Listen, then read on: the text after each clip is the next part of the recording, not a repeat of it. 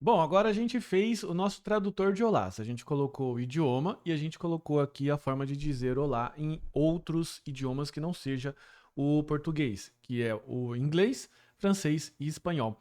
Só que dentro desses idiomas nós ainda temos variações. Por exemplo, o português de Portugal é um pouco diferente do português do Brasil. Então, o que, que a gente vai fazer? A gente vai continuar fazendo aqui o nosso tradutor de olás, só que a gente vai adicionar mais uma variável para a gente começar a fazer comparações, ok? Comparações mais complexas. Então eu vou colocar aqui uma variação, variacão, lembra que não pode ter acentos, enfim, espaço, caracteres especiais. Aqui eu vou colocar o prompt, que é com a seguinte mensagem: por favor, digite a variação. Aqui a gente pode colocar variação, beleza? Então, veja, deixa eu só dar um espacinho aqui para poder explicar para você. No nosso caso, o PTBR, deixa eu só colocar uma linha de comentário, o PTBR é igual a PT, beleza? Ou seja, isso daqui no caso do olá. Então, deixa eu só mudar isso aqui. O PT o PT do Brasil é igual ao PT de Portugal no sentido de dizer olá, tá? O ENES de EN, no caso, o EN dos Estados Unidos, que é EN US, ele é diferente, beleza? A gente diz lá normalmente hi, e o EN da Grã-Bretanha, que é GT, beleza? Desculpa, GB, lá normalmente a galera fala hello, ok? Então veja aqui, deixa eu só dar uma ajeitada aqui, que o português de Portugal é igual ao Brasil, quando a gente diz olá, mas no caso do inglês, nos Estados Unidos, normalmente as pessoas dizem hi, e na Grã-Bretanha, Inglaterra, as pessoas dizem hello. Beleza? Então, como que a gente pode fazer para fazer essa. Como a gente pode fazer aqui no código essa comparação? Não só de idioma, mas também de variação. É isso que a gente vai aprender agora aqui nessa parte prática, beleza? Deixa eu só apagar isso daqui para que a gente possa construir essa combinação em conjunto. Claro que o código vai ser muito parecido com o anterior, né? A gente não vai ficar reinventando a roda. Então a gente vai pensar o seguinte: se o idioma é igual a PT, eu faço o quê? Alert. Olá. Beleza?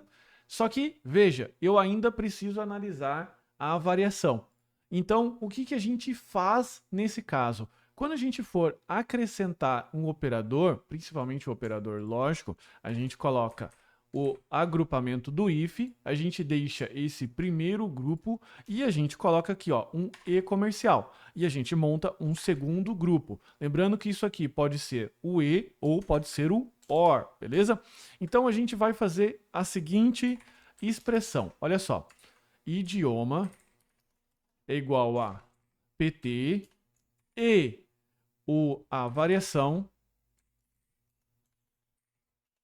é igual a BR ou variação é igual a PT, beleza? Então veja que eu estou analisando uma expressão para verificar se o idioma é igual ao português e isso tem que ser isso ou isso, beleza? Então veja que quando eu coloco os grupos aqui, eu torno isso aqui muito mais legível, beleza? Então eu tenho aqui, no caso, o idioma e a variação. Por quê? Porque eu preciso pensar como o computador vai interpretar isso daqui. Ele vai verificar, nesse caso aqui, se o idioma é português, isso pode ser true ou false, beleza? Ele vai verificar, nesse caso aqui, eu vou colocar um e comercial, ele vai verificar, nesse caso aqui, se isso é true ou false. Lembre-se que se isso daqui for, por um acaso, true e isso true, e comercial ou o end retorna true. Lembra da tabelinha? O e comercial ele retorna true, ele entra dentro da expressão verdadeira, se isso for true, ou true aqui e true do outro lado, beleza? Se por um acaso isso daqui for false, isso aqui já não é mais verdadeiro, ele já não retorna true na expressão inteira, portanto ele vai pular para o próximo bloco do if, beleza?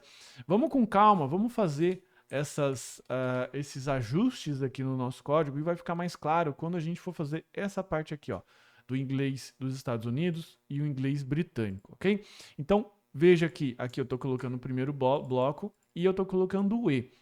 Variação é igual a BR ou variação é igual a PT. Então fica português do Brasil, português de Portugal. Talvez você esteja me perguntando, tá, se é isso ou isso, então eu não preciso colocar isso daqui. É bem verdade, mas no nosso caso aqui didático eu vou colocar essa expressão desse jeito. Então veja, aqui eu estou fazendo uma verificação e aqui eu estou fazendo um E. Então ele só entra aqui no alert se isso daqui for verdadeiro e esse conjunto aqui for verdadeiro. Perceba que eu estou misturando esses operadores. Eu estou misturando, mas claro, eu estou colocando aqui uma prioridade na verificação. Porque se eu deixar sem esses parênteses, o que ele vai fazer? Ele vai fazer essa verificação aqui primeiro e depois ele vai fazer essa. Vai dar ruim na execução. Então, por isso, a gente tem que forçar a precedência desses operadores aqui. Como o E tem prioridade sobre o OU, eu preciso forçar colocando esse grupo aqui. Fechou? Já que a gente já está colocando o idioma português, vamos fazer a verificação do inglês. Else if. Lembre-se que para dizer hi, vamos colocar aqui, ó, hi, beleza? Nesse caso aqui, o idioma ele precisa ser EN de inglês e a variação precisa ser United States, beleza? Fechou? Então, veja que aqui eu estou executando uma primeira expressão e aqui eu estou executando essa segunda expressão. Lembre-se que isso aqui ele só vai ser verdadeiro quando isso for true e isso aqui for true também. Verdadeiro, verdadeiro. Tá bom? Quando eu não tenho uma adição de outros operadores lógicos aqui nesse outro bloco, é desnecessário fazer isso, beleza? Eu também posso resumir e fazer isso daqui. Não tem problema. Eu só preciso colocar os grupos aqui para forçar a precedência quando eu quero colocar outros operadores. Mas, bicho, na boa, coloca esse parênteses aqui dentro do seu código. No meu caso aqui, quando eu salvei, ele já tirou os parênteses que não eram necessários. Mas você agora já entendeu, beleza? Eu ainda preciso colocar mais um bloco do else, que agora para o inglês britânico. Eu repito o bloco anterior, e aqui eu vou colocar hello, e ele diz hello apenas quando o idioma é inglês e a variação é inglês britânico, beleza? Deixa eu apagar essa tabelinha. Então a gente fica aqui com essa possibilidade. É sempre saudável nesse exercício aqui eu colocar esse outro alert que é idioma e ou variação não reconhecidos, beleza? Então a gente pode falar para o usuário que fala assim, cara, eu não consegui entender o idioma que você colocou e eu não consegui entender também a variação que você colocou lá, beleza? Então, só revisando aqui, idioma português e a variação pode ser BR ou Portugal, idioma inglês e variação americana, idioma inglês e variação britânica, beleza? Veja que nesses casos aqui a gente fala de uma forma diferente. Quando a gente coloca aqui no Google Chrome e executa pressionando o F5, ele já logo pergunta o idioma, eu vou colocar aqui o português, e ele pergunta a variação, eu vou colocar BR, ele vai escrever olá. Se eu colocar PT, ele vai escrever olá, porque o olá de Portugal é igual o do Brasil, pelo que eu saiba, tá? Se tiver algum português ou algum conhecimento mais avançado do idioma, por favor, me corrija se eu estiver errado. Mas vamos lá, se eu colocar aqui o idioma inglês e a variação United States, ele vai escrever hi.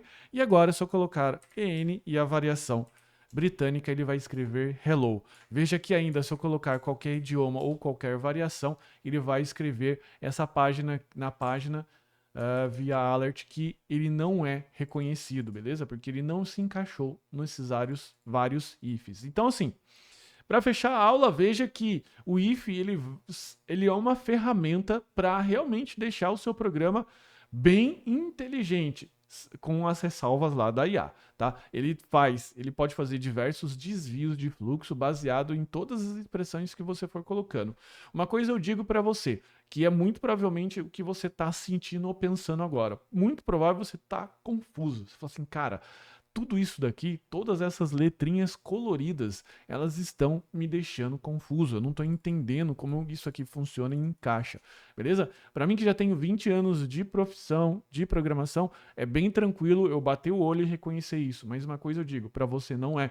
Então, a única coisa que vai fazer você sair dessa situação é você treinar. Treina muito, repete o exercício que eu fiz aqui com você, adicione outros idiomas, faça mais variações, teste possibilidades, eventualmente, de você colocar aqui mais uma situação, como por exemplo o dialeto. Eu sei que dentro do espanhol a gente tem variações e ainda dialetos, tá? Italiano também. Então, assim, você pode ir acrescentando mais variáveis e assim tornando a sua expressão ainda mais complexa, tá? E é bom que você faça isso dentro de um problema conhecido, porque lembre-se das 3 etapas. Se eu vou com deficiência no entendimento e na lógica, a hora que chega a parte de programação, a hora que eu vou fazer, por exemplo, o meu if, eu vou ficar extremamente confuso, tá? Por quê? Porque eu estou acumulando as etapas de entendimento e lógica no momento que eu for fazer o código. E para você que é iniciante, que ainda não é fluente nessa linguagem de programação, as coisas começam a ficar realmente bastante confuso. Então, lembre-se sempre que quando você tiver dúvidas de como fazer, o problema está um pouco atrás. Tá provavelmente no entendimento e na lógica. Se você não lembra, eventualmente, se você coloca o else if ou desse jeito aqui, ou o if aqui, o seu problema está mais na parte de código. Daí é só dar uma revisada nessa parte. Fechou? Então é isso. Treina muito. Faz mais variações disso daqui. Eu estou deixando esse exercício anexo aqui a essa aula para que você possa abrir ele e digitar e brincar. Não se esqueça, também digite isso no momento que você estiver assistindo essa aula. Então volte e venha digitando comigo, porque só o fato de você digitar faz com que você fixe melhor esse conhecimento, deixando aí, não esquecendo depois e deixando ele mais permanente na mente, beleza? Então é isso, espero que você tenha gostado. Não deixe de avaliar, escrever, principalmente o que a gente pode melhorar nessa aula, tá bom? Que a gente vai sempre melhorar assim que possível. Um abraço, até mais.